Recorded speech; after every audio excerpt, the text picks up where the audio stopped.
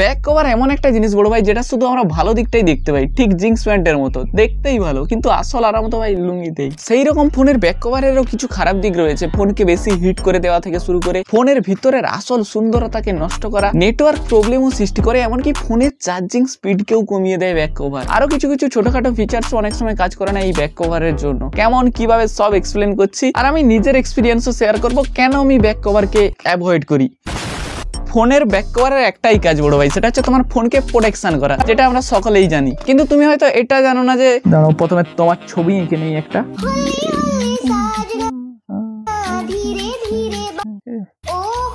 ধরো বড় ভাই এটা হচ্ছে তুমি, এবার এর উপর আমি কম্বল চাপিয়ে দিয়েছি, কোনো ব্যাপারই না শীতকালে, কিন্তু ভাই এটা তো হচ্ছে গরমকাল, কি হবে বুঝতে পারছো বড় ভাই? পুরো এক লাথি মারবে, উড়িয়ে ফিকিয়ে দিবে পুরো বাইরে। এবার এটা হচ্ছে ভাই তোমার ফোন, যে কিছু ভাই বলতেই পারে না। এবার এটা কেউ বলো না যে গুগল অ্যাসিস্ট্যান্ট আমার সাথে কথা বলে, হ্যাঁ গুগল আমার ফোন কি গরম হয়েছে, সার্চের সেরা ফলাফলগুলো শুনুন।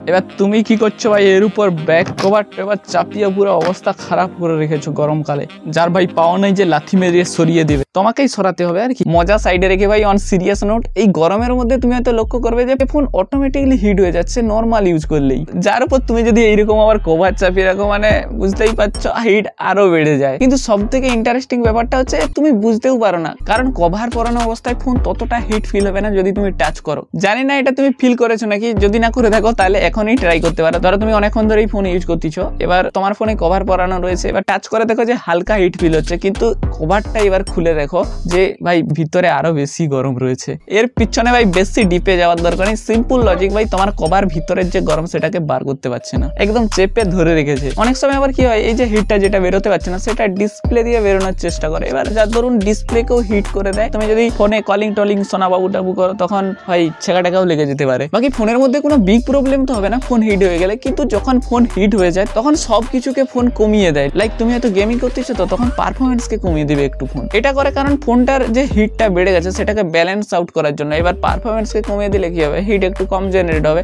আর আগের যে হিটটা রয়েছে সেটাও ধীরে ধীরে কমতে থাকবে, তো ব্যালেন্স আউট হয়ে যাবে একটু আর কি। ঠিক একই রকম বড় ভাই চার্জিং এর ক্ষেত্রে ফোন যদি বেশি হিট হয়ে যায় তখন চার্জিং স্পিডকে কমিয়ে দেয়, যাতে ফোনের হিটটাও কমে যায় আর ফোনটি ধীরে ধীরেও চার্জ হয়। আরেকটা আমার রিয়েল লাইফ এক্সপিরিয়েন্স শেয়ার করছি, এই গরমের মধ্যে আমি দেখেছি এটা, যে আমি যখন ফোনের ভিডিও নেই আউটডোরের মধ্যে, তো ফোন প্রচুর হিট হয়ে যায়, তখন ভাই ফোনের যে ক্যামেরা সে ফোকাস নেওয়া বন্ধ করে দেয়, ভাই টোটালি ফোকাস নেয় না, মানে ফোনও বুঝে নেয় যে ভাই হিট হয়ে গেছে আমাকে ঠান্ডা কর, নাইলে ভাই আমি তোর ক্যামেরায় ফোকাস মোটেও নেবো না। বাধ্য ভাই ফোনের ক্যামেরা বন্ধ করে ফোনটাকে সুইচ অফ করে দেই। প্লিজ ভাই ফোনটাকে চার্জিং আর গেমিং এর সময় একটু ল্যাংটা করিয়ে দিও, সেও হতে চায়। আর তুমি যদি সারাদিন বাড়িতেই থাকো তো খুলেই রাখো ফোনের কভার। আর একটা জিনিস করতে পারো বড় ভাই, ধরো তুমি ইউটিউবের মধ্যে ভিডিও দেখতেছো, তো এবার এই চ্যানেলের মধ্যে ভিডিও দেখছো, এবার এখানে একটা সাবস্ক্রাইব বাটন দেখতে হবে, যেটাকে তুমি যদি প্রেস করো তাহলে চকমকিয়া উঠে আর কি, সব কমে যাবে বড় ভাই, তোমার মাথার হিটও কমে যাবে আর ফোনের হিটও কমে যাবে। বেশি টেকি হতে হবে না, একটু টেকি হলেই হবে। ওকে, নেক্সট যে কারণটা সেটা একটু পার্সোনাল বড় ভাই, কারণ ফোনের যে ডিজাইন সেটা পার্সন টু পার্সন ডিপেন্ড করে। এবার এই তোমার সুন্দর ফোনের সুন্দর ডিজাইনটাকে রক্ষা করার জন্য তুমি তার উপর ব্যাক কভার লাগিয়ে দাও, এই কারণে যে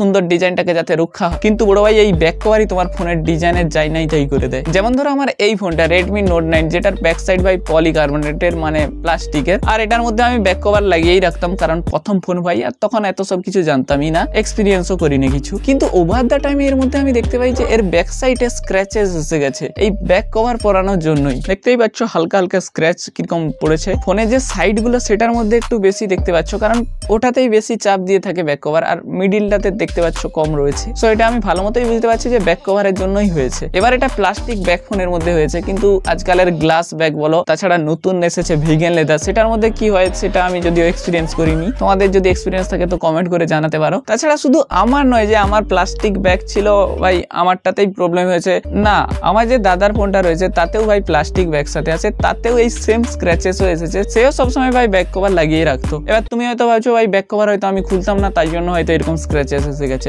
না ভাই সপ্তাহে 2-3 বার এমনিতেই ব্যাক কভার খুলে দিতাম আর ক্লিন তো করতামই, প্রথম ফোন বলে কথা। তাছাড়া ভাই ডিজাইন নিয়ে আমি একটু বেশি থাকি, বলতে ভালোই লাগে আর কি। বাকি এরকম অনেকে আছে যে ভাই ফোনের ব্যাক কভার খুলেই না, প্রায় ধুলো বালি জমে পুরো অবস্থা খারাপ ব্যাক সাইডের, কারো কারো তো আবার টাকাও ঢুকে যায় ব্যাক সাইডে, মানে ঢুকায় আর কি।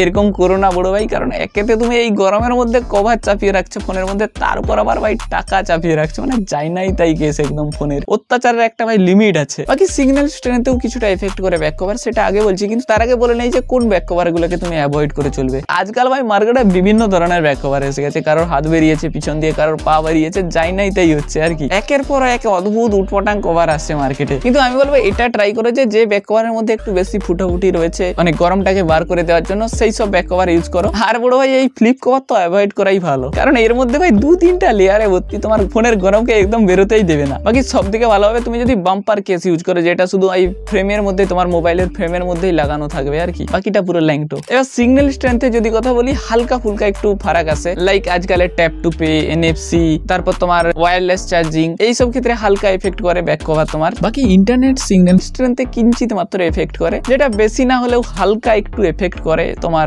ইন্টারনেট স্পিডে বা কলিং এর ক্ষেত্রে। এট দি এন্ড শেষে এটাই বলবো, ফোনের মধ্যে ব্যাক কভার লাগাও আর না লাগাও ভাই, ফোনের মধ্যে স্ক্র্যাচেস ডেন্ট তো আসবেই, আর 2 দিন ছাড়া তোমার টেম্পার্ড গ্লাসও চেঞ্জ করতে হবে, কারণ ফোন একটুই পড়ে গেলে ভাই হালকা করে টেম্পার্ড গ্লাস তার ভেঙে যায়, কোন এ সাইড ও সাইড কোন, আমার তো ওটা সব থেকে বেশি হয়, মানে আবার 2 দিন পর টেম্পার্ড গ্লাস চেঞ্জ করো। বাকি তুমি যদি কভার লাগিয়েই রাখো তো অ্যাটলিস্ট চার্জিং এর সময় বা তোমার গেমিং এর সময় বা কোনো ফোনের মধ্যে তুমি হেভি টাস্ক করছো, তখন অ্যাটলিস্ট কভারটা খুলে রাখো। আর এই গ্রীষ্মকালে ভাই খুলে রাখাটাই ভালো, হাওয়া লাগবে।